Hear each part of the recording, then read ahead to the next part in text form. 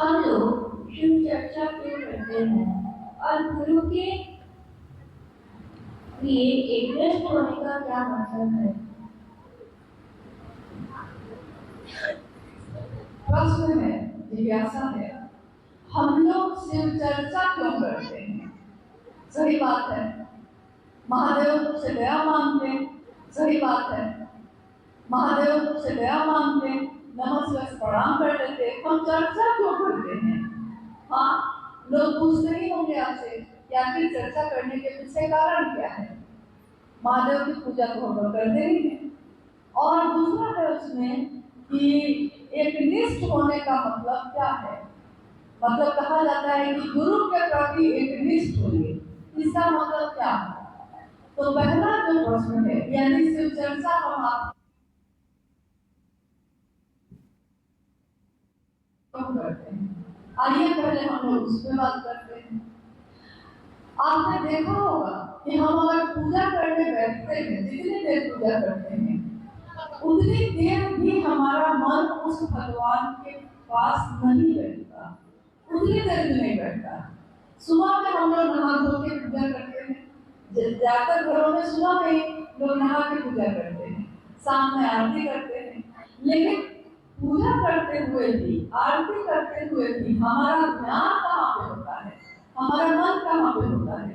हमारा ध्यान उस देवी या देवता के पास नहीं होता जिसके सामने खड़े होके हम पूजा कर रहे हैं। हमारा ध्यान, अगर पूजा कर रहे हैं और बारिश हो गई तो चिल्लाते हैं कि नहीं, वहीं से लकड़ी भीग गई, लकड़ी भीग गई, अब खाना कैसे बनेगा, जल्दी जाओ। बैठे थे तो पूजा के, लेकिन ध्यान कहाँ था? ध्यान ऐसी चीजों पे था। बाहर चूल्हा पे कुछ चढ़ा दिए हैं और पूजा करने चले गए, सोचे हैं कि आगे उतार लेंगे, तब तक बच्चा चिल्लाता है, माँ दूध उबल गया, गिर गया, तो बीच में ही दौड़ते हैं। यानी कि मन हमारा पूरी तरह उस देवी या देवता के पास नहीं जाता जिसकी हम पूजा करते हैं। तो सबसे सरल तरीका क्या है? सबसे आसान तरीका क्या है? क्योंकि जिसकी बात हम ज्यादा करते हैं, हमारे मन में धीरे धीरे वही बात अस्थायी होने लगती है। हम जिस बारे में बात करते हैं, हम किसी बारे में बात करते हैं अगर, तो आप देखिएगा कि नींद में भी आपको वही दिखाई देने लगेगा। अगर 4-5 दिन हम लोग किसी एक बारे में बात कर लिए हैं, तो नींद में सोए में भी हमको वही दिखाई देगा। आपने देखा होगा कभी कभी शाम के समय में अचानक कोई एक आदमी कहता है कि ऐसा हुआ था, एक भूत आया था, एक प्रेत आया था, ऐसा हुआ, ऐसी कहानी। पता चलता है दूसरा भी कहने लगता है, हाँ ऐसा हुआ था। तीसरा भी कहने लगता है, हाँ ऐसा हुआ था। अब रात में आप सोने जा रहे हैं।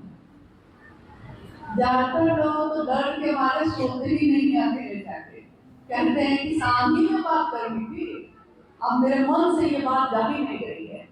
नहीं कहता है कि नहीं, मतलब हम अगर गलत बोल रहे होंगे तो आप बोलिएगा, लेकिन मेरी अनुभूति है ये। और बच्चा लोग तो और ज्यादा कि माँ मेरे पास आके सो, मतलब डर गया। क्यों? बात का असर हुआ उसको, जो बात उसने सुनी है ना, अब उसके मन पे वही बात का असर है। आप देखिएगा कि यहाँ के मैदान में लोग फुटबॉल खेलते हैं।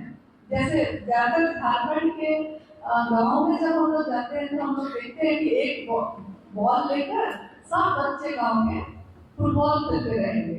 फुटबॉल खूब खेलते हैं, बारिश में तो और ज्यादा। तो इतना खेलता है कि कोई कोई लड़का सोए में ही फुटबॉल को मारने के लिए पैर चलाना पड़ता है। तो वो सोए में अचानक पैर चला देता है, सोए में ही, मतलब उसकी नींद में भी वही फुटबॉल है। हम अपने जीवन में जो काम सबसे ज्यादा करते हैं, हमारे नींद में भी वही आने लगता है, हमारे मन में भी वही आने लगता है। तो हम बात करते हैं जलन की, हम बात करते हैं दूसरों की, तो हमारे मन में भी वही आ जाता है। लेकिन अगर हम बात करेंगे महादेव की, तो हमारे मन में भी तो महादेव आएंगे। हम अगर अपने घर में शिव की चर्चा करते हैं, यानी बात करते हैं। शिव की चर्चा क्या है? हम बात करते हैं, आप सुनते हैं, आप बोलते हैं, हम सुनते हैं, हम दोनों एक दूसरे से बात करते हैं। जो मेरे समझ में आता है हम आपको बताते हैं, जो आपके समझ में आता है आप बताते हैं। यानी शिव की चर्चा, बात करना एक दूसरे से महादेव के बारे में, हमारे मन में उस महादेव की याद अस्थायी करता है। और अगर महादेव, अभी हम लोगों ने बात की कि अगर मेरा नहीं होगा तो फिर हम उसके लिए कुछ भी करेंगे बेकार है। मेरा वो बच्चा नहीं है तो हम उसकी परवाह भी नहीं करेंगे। हमको क्या मतलब उसके पास कपड़ा है या नहीं है, हमको क्या मतलब उसने खाना खाया है कि नहीं खाया है। मेरा है, इसीलिए हमको परवाह होती है। तो ये क्या है, गाँव में हम अपने घर का काम कर लेते हैं, सब कुछ कर लेते हैं, तो अपने खाली समय में अगर हम लोग सब कोई मिल के बैठ के महादेव महादेव करते हैं तो इन पहाड़ों जंगलों में अगर शिव का नाम गूंजता है तो इससे सुंदर नाम और क्या है। हम सबकी तो बात करते हैं, हम सबके लिए तो काम करते हैं, थोड़ा अपने महादेव की बात कर लें और ये एक बात से दूसरे में, दूसरे से तीसरे में बढ़ती ही चली जाती है। एक दिन तो ऐसा था ना कि हम और आप कोई भी सुरक्षित नहीं थे, लेकिन किसी ने हमको आपको बताया है, किसी ने हमको ये रास्ता दिखाया तो हम भी उस रास्ते पे चले। अब है कि हमको जितना ही समझ में आता है, जितना ही करने आता है, उतना ही करते हैं। अब हम लोग आते हैं, एक जगह पे रहने नहीं आता है, आता है। आप बताइए, अगर आप जंगल में लकड़ी काटने जाते हैं, अगर टांगी लेकर, कुल्हाड़ी लेकर आप गए हैं, अब लकड़ी काट रहे हैं आप, पूरी तरह अगर आप लकड़ी पे ध्यान नहीं दीजिएगा काटने पे, और एक ही जगह पे ना बार बार काटते हैं, बार बार काटते हैं, होता है ना ऐसा, एक ही जगह पे कुल्हाड़ी को, उस टांगी को बार बार चलाते हैं कि नहीं। अगर उधर भी देखते हैं और उधर भी देखते हैं और टांगी भी चला रहे हैं तो कटेगा कभी? कटेगा? नहीं कटेगा। देखा होगा आपने कि लोहार, जो लोग लोहा से सामान बनाते हैं, लोहा से कुछ कुछ बनाते हैं ना, सब्जी काटने वाला चाकू, ये सब बनाते हैं।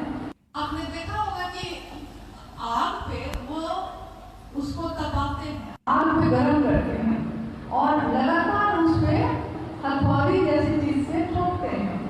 देखिए, अगर वो पूरी तरह उस जगह पे नहीं करेगा ये काम तो कभी भी सही चीज नहीं बन सकेगी, बनेगी। उसके लिए भी उसको एक जगह होना पड़ता है। किसी रिश्ते में भी अगर हम पति के रूप में, आप किसी के पति हैं, पति के रूप में अपनी पत्नी के लिए एक बस पति आप उसी के रहेंगे, अगर नहीं ऐसे होते हैं तो रिश्ता टूट जाता है कि नहीं। 4 साल, 5 साल, 10 साल साथ रह के और तब फिर एक दूसरे को छोड़ देते हैं। छोड़ते हैं कि नहीं, एडजस्ट नहीं हो पाए, एक दूसरे के नहीं हो पाए। तो साहब ने कहा कि गुरु को आप क्या दे सकते हैं, लेकिन कम से कम आप उस गुरु के लिए तो एक जगह दिए। एक जगह तो कोई भी छोड़ देता है, एक घर तो कोई भी छोड़ता है, उस जगह पे दिमाग नहीं लगाता है, वहाँ दिल लगाता है। तो एकाग्र होइए, निष्ठ होइए महादेव की बात पे। ये तीनों सूत्र हमारे मन को महादेव की तरफ ले जाने में बहुत मददगार साबित